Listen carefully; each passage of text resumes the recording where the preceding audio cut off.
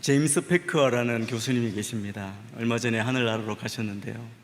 그분이 쓴 책 가운데 하나님을 아는 지식, Knowing God이라고 하는, 이제는 기독교 고전이라고 할 만한 귀한 책이 있습니다.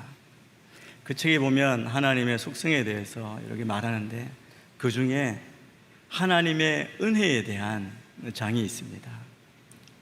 우리가 믿는 기독교는 은혜의 종교라고 할 수 있습니다. 우리가 다 은혜로 구원받았다고 고백하죠. 그리고 감사하며 구원받은 자의 삶을 살고 있습니다. 그런데 가만히 보면 이 은혜는 언제나 역사상 도전을 받아왔습니다. 요즘 큐티하는 사도행전에도 보면 바울과 또 유대주의자들 간에 심한 싸움이 있지 않습니까? 그것도 은혜를 지키기 위한, 하나님의 은혜를 바로 깨달은 바울이 그 은혜를 전하기 위한 싸움이라고 할 수 있습니다. 어거스틴도 그랬습니다. 그리고 종교개혁자도 그랬습니다.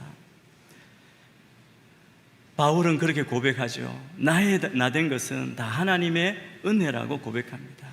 이 자리에 있는 우리 모두도 다 지금 이 자리까지 임한 것 하나님의 은혜임을 고백하시는 줄 믿습니다. 그런데 가만히 생각해 보면 정말 우리가 그 은혜를 바로 깨닫고 믿고 감격하며 살아가고 있는가? 이 제임스 패커 목사님은 여기에 하나님의 은혜를 깨닫지 못하는 많은 장애물이 있고, 우리가 그 은혜라는 말을 들어도 깊이 깨닫지 못하는 그런 세대 가운데 우리가 살고 있다고 말합니다. 은혜를 깨닫지 못하게 방해하는 것들이 어떤 것이 있습니까? 인간은 많은 과학적 진보를 이루었습니다. 그래서 우리 인간은 스스로를 대단하게 여기고 자기를 높이려는 경향이 있죠. 또 세상을 보면 물질적인 부를 도덕적인 성품, 믿음보다, 은혜보다 더 중요한 것으로 간주하고, 도덕적 영역에서는 굉장히 관대하게 조그만한 선한, 조그만한 미덕이 있어도 내가 과거에 잘못된 모든 것이 다 커버되는 것처럼, 보상이 되는 것처럼 그렇게 살아가고 있습니다. 내가 잘못되었다는 것, 내가 악한 존재라는 것, 그것을 그렇게 심각하게 생각하려 하지 않는다는 겁니다. 나쁜 행동을 하거나 나쁜 양심, 죄를 저지르면 나의 환경이 나빴다든지 아니면 질병이라든지 정신적인 문제가 있는 것으로 여겨서 그 악함을 무시하려는 경향이 이 세대에 만연합니다. 그러니까 우리는 다 나름 괜찮은 사람, 선한 사람이라고 확신하며 살아가는 것이죠. 하나님도 나를 볼 때, 우리를 볼 때 나를 보고 만족하실 것이라고 그렇게 짐작하고 추정하는 그런 삶을 산다는 겁니다. 그런데 우리가 정말 생각해야 할 것은, 우리는 하나님의 형상으로부터 타락한 피조물이고 하나님의 통치에 반역한 자로, 하나님 보시기에 죄인이고 부정하고 하나님의 심판, 하나님의 정죄를 받기에 합당할 뿐이라는 생각을 우리가 하지 않는다는 겁니다.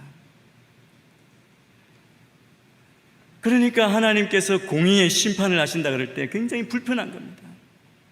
하나님은 사랑의 하나님이신데, 그래서 하나님은 우리를 불쌍히 여기시고 우리를 용서해야만 하는 의무를 가진 분인 것처럼 그렇게 혹시 우리가 생각하지 않습니까? 여러분, 그렇게 생각하면 하나님의 은혜에 대해서 우리가 감격하거나 감사하기 어려운 것이죠. 여러분, 하나님이 죄로 죽었던 우리를 다시 살리시고 우리를 구속하신 것은 전적인 하나님의 은혜입니다. 이 구원은 하나님의 자비에 달려있는 것입니다. 그러니까 여러분, 하나님은 어떤 경우에도 죄인을 구하기로 결정하셔야만 하는 것은 아니라는 사실을 우리가 깨달을 때에만 말씀에서 우리에게 가르쳐 주시는 은혜를 이해하기 시작합니다. 사실은 노아 홍수 심판을 지난주부터 우리가 예고하고 오늘 말씀을 나눕니다. 이 심판 가운데 그 배후에 역사하시는 그 하나님의 은혜를 깨닫고 하나님이 어떤 분이신가를 우리가 오늘 만나야 합니다. 하나님은 온 세상의 심판자이시고 그리고 범죄한 자들을 벌 주심으로 하나님의 의를 행하실 것입니다. 이 땅에는 의인은 없나니 하나도 없다고 말씀합니다. 모든 사람이 죄를 지었으며 하나님의 영광에 이르지 못하더니라고 말씀합니다. 그래서 악인에게는 소망이 없고 하나님은 당연히 공의의 하나님은 그 공의를 세우시기 위해 심판할 수밖에 없다는 것을 느끼지 않으면, 우리가 깨닫지 않으면 하나님의 은혜를 믿을 수가 없는 것입니다. 저는 오늘 이 노아 홍수 사건을 통해서 우리가 다시 한번 하나님의 구원의 은혜를 깨닫게 되길 주의 이름으로 축원합니다. 오늘 지난주 6장에서는 하나님께서 노아에게 방주를 지으라는 명령으로 끝이 났습니다. 노아는 이 명령을 듣고 방주를 지었습니다. 여러분, 성경 신학자들은 그러죠. 120년이라고 그렇게 말합니다. 그 오랜 시간 동안 방주를 짓는 동안 얼마나 많은 비웃음과 반대와 조롱과 말할 수 없는 고통이 분명히 있었을 것입니다. 누가 보더라도 방주를 짓는 것은 말이 안 되는 일처럼 보였습니다. 여러분, 우리도 그렇죠. 보기에 타당하고 합당한 일을 하는 것, 그것은 별 문제가 없습니다. 그런데 아무도 이해해 주지 않는 일, 그리고 더 나아가서 조롱받고 욕먹는 일을 하는 것은 아무리 강한 소신을 가지고 한다고 할지라도 계속해 나가기가 힘든 것이 사실입니다. 노아를 이해해 주는 사람은 아무도 없었습니다. 그러나 노아는 믿음으로 묵묵히 그 일을 감당했습니다. 7장에 오면 하나님께서 노아에게 그 방주 안으로 들어가라고 명하심으로 그 7장이 시작됩니다. 노아의 8 식구와 노아에게 나온 짐승들은 모두가 다 방주에 들어갔습니다. 여러분, 방주에 들어가는 것은 그들이 세운, 노아가 세운 계획이 아니었습니다. 이것은 하나님이 준비하시고 하나님이 명령하신 계획이었습니다. 심판 가운데 하나님은 노아와 그 가족들을 보호하시고 구원해 주셨습니다. 여러분, 이 사실 하나만 보아도 하나님께서 이 홍수로 세상을 완전히 멸망시킬 계획이 아니었음을 알 수 있습니다. 홍수는 분명히 무서운 하나님의 심판이었지만 동시에 하나님의 구원의 심판이었습니다. 하나님은 홍수를 통해서 무엇보다 하나님의 큰 구속의 사랑을 드러내신 것입니다. 하나님은 심판 가운데 구원을 베풀어 주셨습니다. 우리 눈에 보이지 않고 때로 느껴지지 않을지라도 모든 역사 가운데 일하시는 하나님의 사랑을 믿고 깨달아야 합니다. 우리를 부르시고 지키시는 하나님을 우리가 다 발견하기를 원합니다. 심판 가운데 우리의 구원자 하나님은 우리를 구별하시고 안전하게 지키십니다. 그래서 오늘 본문에서 오늘 우리가 살펴볼 하나님은, 첫째는 하나님은 우리의 보호자가 되신다는 사실입니다. 구원자 하나님은 우리를 구별하여 초청하시고 우리를 안전하게 지키시는 분이십니다. 7장 1절 말씀을 우리가 한번 같이 보겠습니다. 7장 1절입니다. 제가 읽겠습니다. 여호와께서 노아에게 말씀하셨습니다. 너와 내 모든 가족은 방주로 들어가거라. 이 세대 가운데 네가 내 앞에서 의로운 사람인 것을 내가 보았다. 방주로 들어가라고 명령하십니다. 왜 노아를 부르셨는지 하나님이 말씀하시죠. 왜냐하면 1절에 보면 그가 의로운 사람이기 때문이다 라고 말씀합니다. 왜 의롭다고 하십니까? 노아는 하나님을 믿었고, 그리고 하나님께서 말씀하신 것을 믿고 하나님 명령하신 대로 행했습니다. 믿고 순종하는 것은 하나님을 기쁘시게 합니다. 그 당시 다른 모든 사람들은 하나님이 은혜를 주셔도 감사함이 없었습니다. 그런데 노아는 하나님과 동행하고 교제하고 대화하며 주신 은혜에 감사하며 하나님과 동행하는 의로운 삶을 살았다는 것입니다.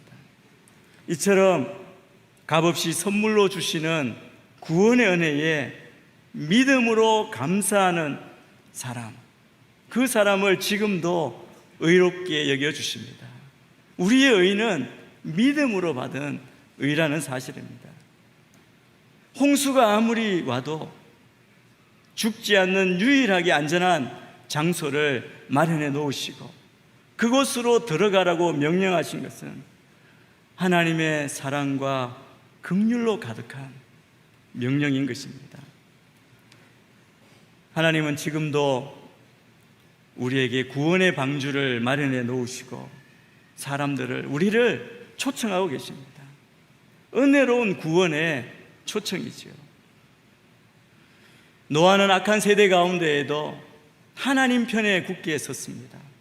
하나님의 의와 심판에 대해서 확고한 태도로 증거했습니다. 그러므로 하나님께서 노아와 그의 가족에게 그 은혜를 베풀어 주신 것입니다. 그리고 오늘 읽었던 말씀 마지막 16절에 보면 다 들어가고 난 뒤에 여호와께서 그의 뒤에서 방주의 문을 닫으셨습니다라고 말씀합니다. 여호와께서 그의 뒤에서 방주의 문을 닫으셨습니다. 방주를 지으라고 명령하신 것도, 설계하신 것도, 그리고 방주의 문을 닫으신 것도 모두 하나님입니다. 이것은 구원이 인간의 노력이 아니라 하나님의 은혜로 받는 것임을 말씀해 주시는 것이죠. 그래서 하나님께서 열면 닫을 자가 없고 닫으면 열 자가 없습니다. 그래서 우리의 구원은 철저히 하나님의 주권에 달려 있습니다. 그래서 방주의 문은 처음에는 모두에게 열려져 있었습니다. 그러나 노아가 120년 동안 그렇게 기회를 주고 알렸음에도 불구하고 아무도 듣지 않고 조롱했습니다. 이제는 그 문을 아무도 열 수가 없습니다. 하나님께서 닫으셨기 때문입니다. 여러분, 구원에도 은혜에도 때가 있는 겁니다. 우리가 다 이 기회를 놓치지 말아야 합니다. 제가 결혼 전에 청년 때 저는 친구들과 자취를 했습니다.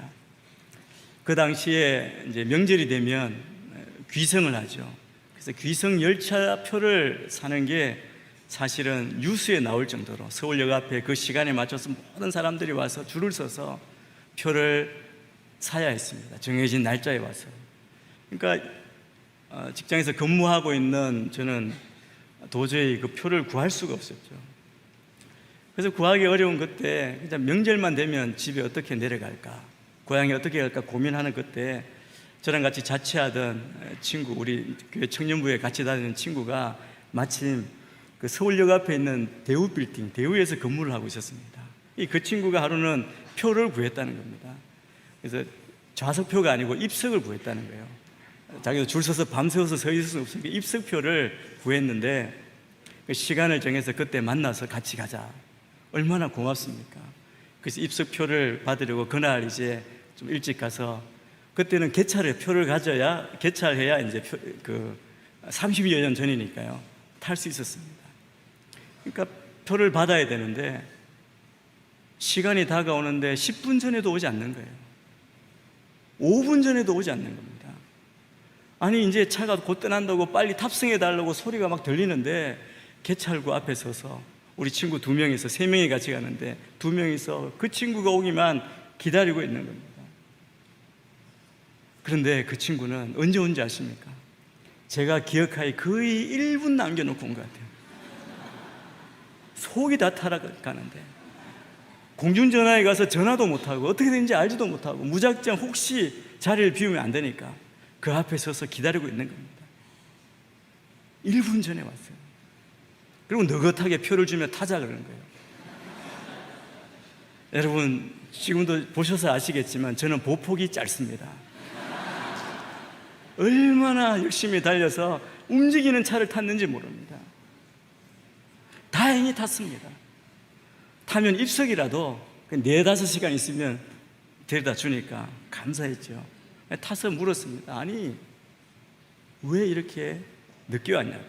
자기는 늦게 오지 않았다는 거예요. 제 시간에 왔다는 겁니다.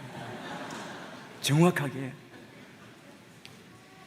할 말은 없었지만 우리 속 타는 거, 그 이후로는 한 번도 그와 같이 간 적이 없었던 것 같습니다.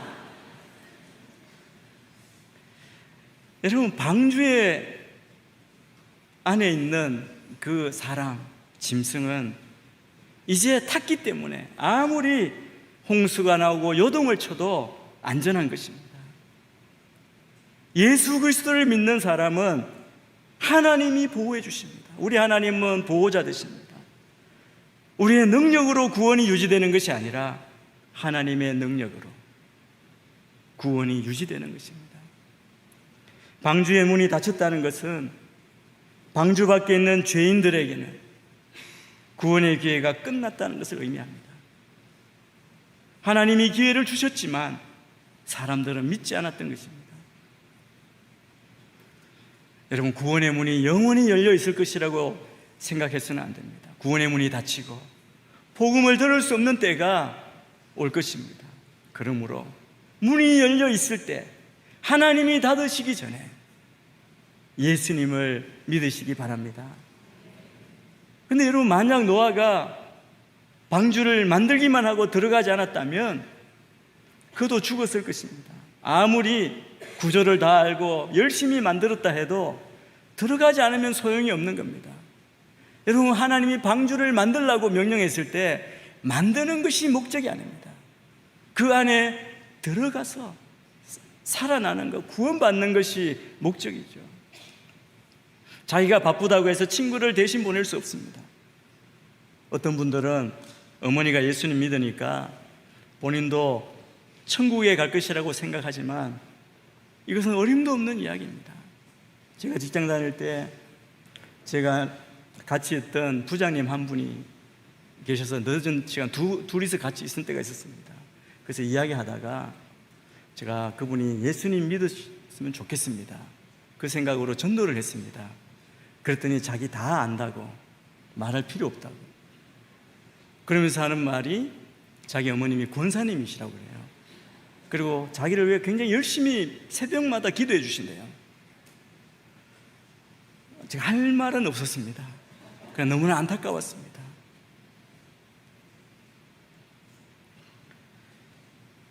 방주에 각자 들어가야 되는 것처럼 예수님도 우리 각자가 믿어야 합니다.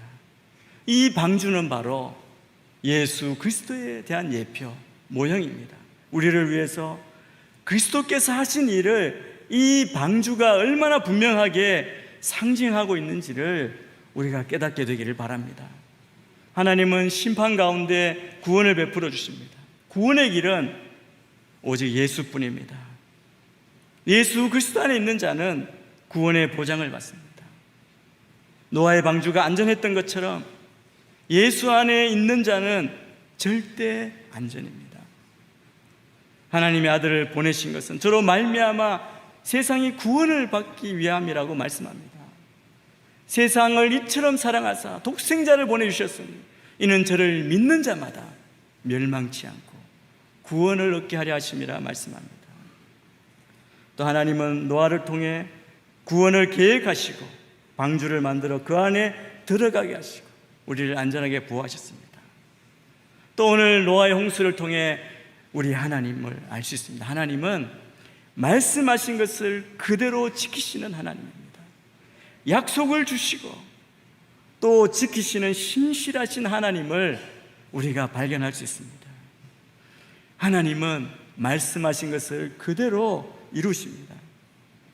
하나님은 자신이 말씀하신 바를 그대로 행하실 것을 보여줍니다.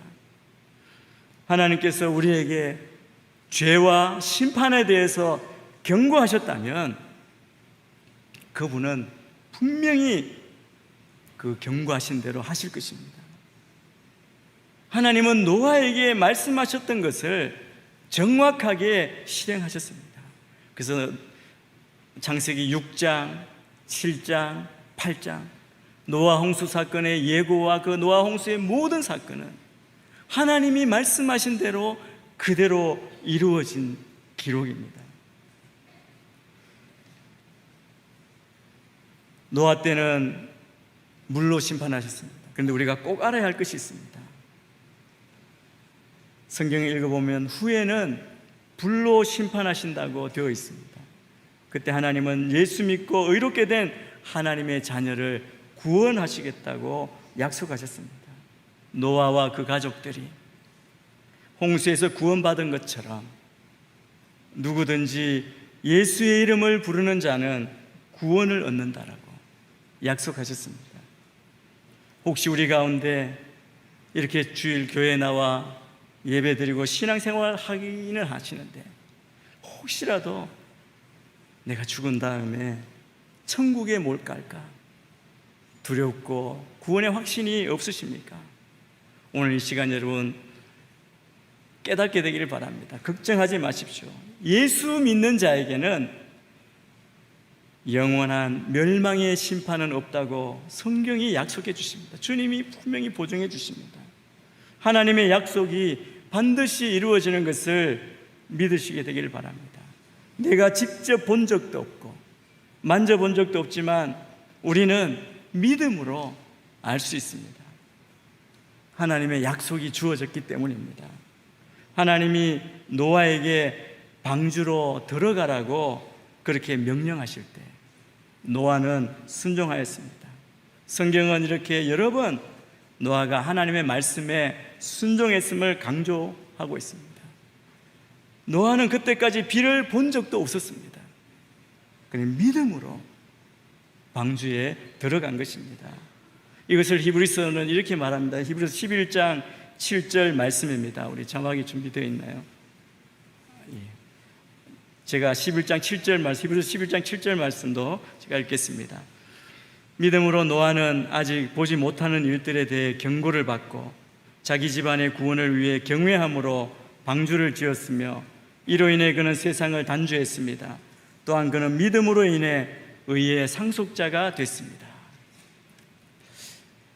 여러분, 하나님의 말씀대로 창세기 7장 17절부터 그 뒤에 보면 물이 계속 4단계로 늘어납니다.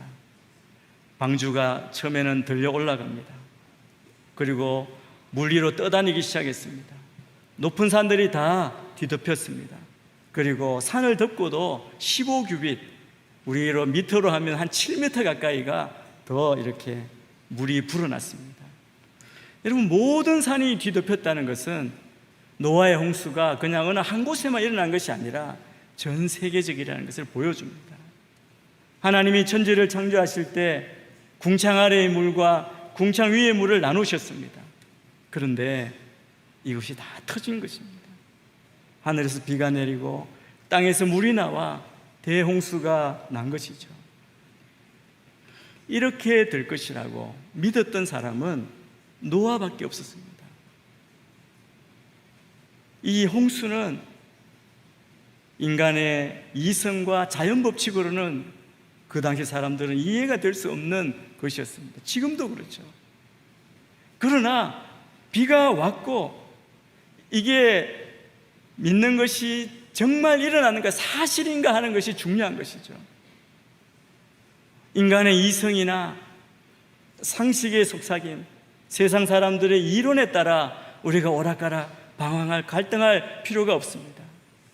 우리가 정말 관심을 가져야 할 것은 변함없으신 하나님의 말씀입니다. 그래서 우리는 1.1획도 틀림없는 하나님의 말씀을 붙들어야 합니다. 그래서 여러분이 늘 말씀을 가까이 하시고 이 말씀을 일평생 견고하게 붙드는 우리 모두가 되기를 주의 이름으로 축복합니다. 그런데 말씀에는 무엇이라고 말씀합니까? 역사에는 반드시 종말이 있다, 반드시 심판이 온다라고 말씀합니다. 그러면 그날이 오기 전에 우리가 해야 할 일이 무엇이겠습니까? 주님 앞에서 하나님과 동행하는 삶을 사는 것입니다. 여러분, 노아 홍수 때 방주 밖에 있던 모든 사람과 육축은 다 죽었습니다. 예수님께서 이때의 상황을 말씀하십니다. 예수님의 다시 오실 날, 종말의 때를 말씀하시면서 이 상황을 말씀하시는데, 마태복음 24장 38절 39절에 보면 이렇게 말씀합니다. 이 말씀도 여러분 제가 읽겠습니다. 한번 들어보십시오. 홍수가 나기 전 사람들은 노아가 방주에 들어가던 그날까지도 먹고 마시고 장가가고 시집가고 하다가 홍수가 나서 그들을 모두 쓸어갈 때까지 무슨 일이 일어나고 있는지 전혀 알지 못했다. 인자가 올 때도 그와 같을 것이다. 예수님께서 이 땅의 마지막 종말을 예고하실 때 그때 인용한 본문이 무엇이냐면 노아의 홍수 심판을 역사적인 사실의 그 사건으로 인용하신 겁니다. 그리고 다시 오실 그날 마지막 심판을 대조시키셨습니다. 다만 마지막 예수님의 심판은 불심판이라고 하는 사실입니다. 그만큼 노아 홍수 심판 사건은 우리의 구속사의 무대에서 가장 크고 중요한 비중을 가지고 있는 사건입니다. 순종하지 않으면 방주 밖에 있었던 사람들처럼 멸망할 것입니다. 하나님은, 그 은혜의 하나님, 은혜를 베푸신 하나님은 우리를 보호하시는 하나님이시고 말씀하신 것을 반드시 이루시는 하나님이십니다. 또 그 하나님은 세 번째, 구원하신 백성에게 새로운 삶을 시작하게 하시는 하나님이십니다. 홍수가 나고 물이 감해지기 시작합니다. 여러분, 물이 가라앉으니까 노아가 자기 생각대로 방주 뚜껑을 열고 어디 땅에 있는가 살피거나 하지 않았습니다. 물이 다 마르고 57일 동안 방주 안에서 그대로 숨을 죽이고 대기하고 있었습니다. 기다림의 시간입니다. 정월 1일에 물이 그치고 2월 27일에 땅이 말랐습니다. 홍수가 난 지 1년 10일째 되는 그날, 노아와 그의 가족이 방주에서 나오기 시작했습니다. 오늘 본문 창세기 8장 15, 16, 17절 세 절 말씀을 우리가 한번 같이 읽겠습니다. 시작. 그때 하나님께서 노아에게 말씀하셨습니다. 너는 내 아내와 내 아들들과 내 며느리들과 함께 방주에서 나와라. 너와 함께 있던 모든 생명들, 곧 새들과 짐승들과 땅에 기는 모든 것들을 데리고 나와라. 그것들이 땅에서 새끼를 많이 낳고 수가 불어나 땅 위에 번성할 것이다. 홍수가 시작된 지 370일 만에, 노아 600세 2월 17일 시작된 홍수로부터 방주에서 내린 것은 601년 2월 27일이었습니다. 하나님께서 노아에게 방주에서 나오라고 말씀하셨습니다.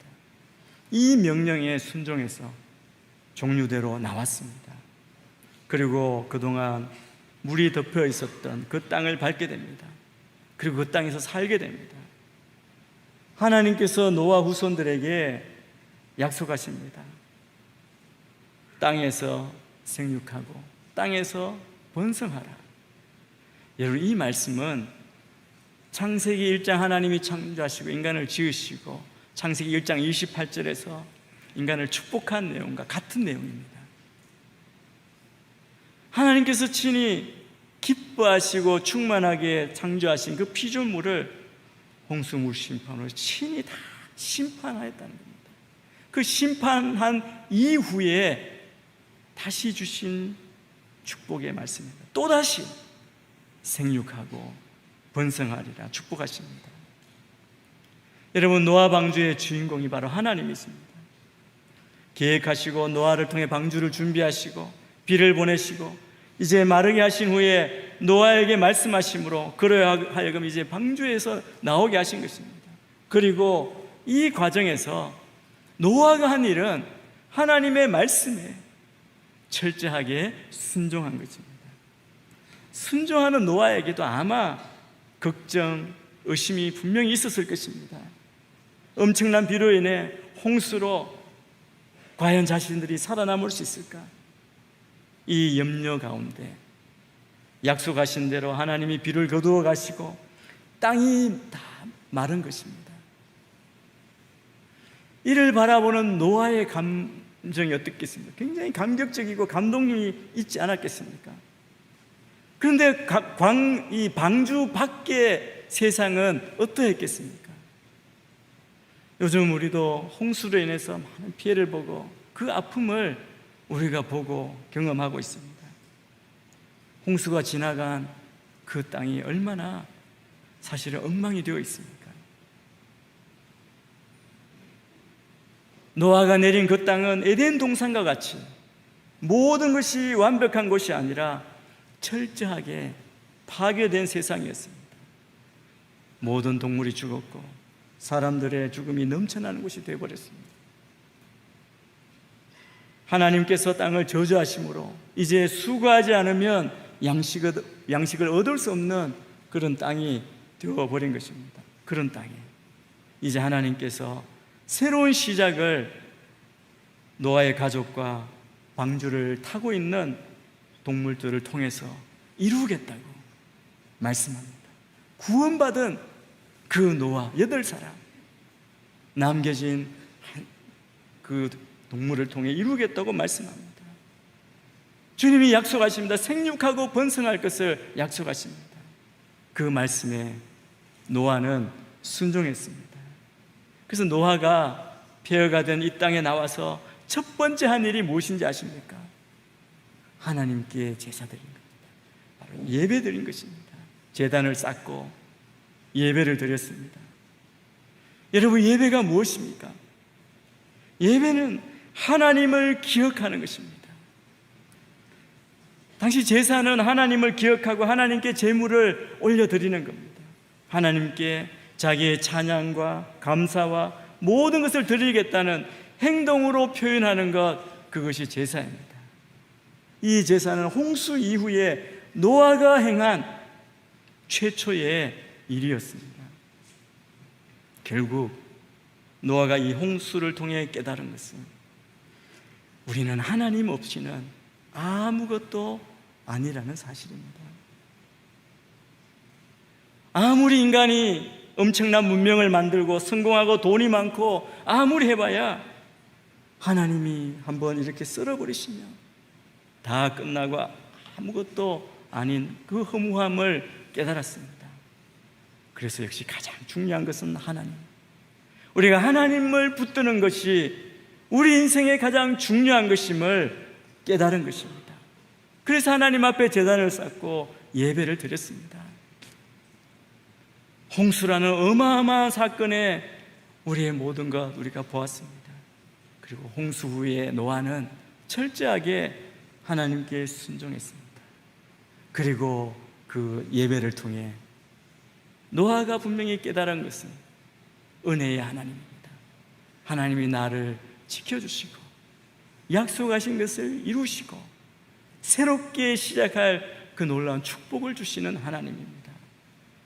여러분, 우리 그리스도인의 삶, 신앙생활은 구원으로부터 시작합니다. 죄인이 예수 그리스도의 보혈로 구원받아 새 사람이 되고 하나님의 백성이 되어서 새로운 삶을 시작합니다. 하나님은 인류를 죄악에서 돌이키지 않는 그 인류를 멸하시기 위해 심판하시기 홍수를 보내심으로 노아 시대의 타락한 세상을 심판하셨습니다. 그러나 심판 너머에서 노아를 기억하셔서 믿음으로 순종하는 자를 구별해 안전하게 지키시고 구원하신 그 하나님, 노아가 그 하나님을 예배함으로 나아갔습니다. 우리도 오늘 예배의 자리, 우리의 삶의 예배를 통해 철저히 하나님 앞에 순종하고 그 은혜를 깨닫고 더욱더 주님과 동행하고 주님께 순종하는 우리 모두가 되시기를 주의 이름으로 축원합니다. 기도하겠습니다. 하나님 아버지, 악한 모든 세대 가운데 우리를 지키시고 주를 바라보고 믿음으로 구원 얻게 하신 주님의 은혜를 감사합니다. 노아의 그 홍수 심판 가운데 그 너머의 은혜를 베푸시고 지키시고 약속대로 행하시고 우리에게 새로운 삶을 약속하신 그 하나님이 나의 하나님이심을 찬양합니다. 우리의 모든 삶에 이 하나님과 동행하며 말씀대로 순종하며 주의 이루신 그 구원을 이루어가는 우리의 삶이 되게 인도하여 주시옵소서. 영광 받으실 주님을 찬양합니다. 감사하며 예수님 이름으로 기도합니다. 아멘.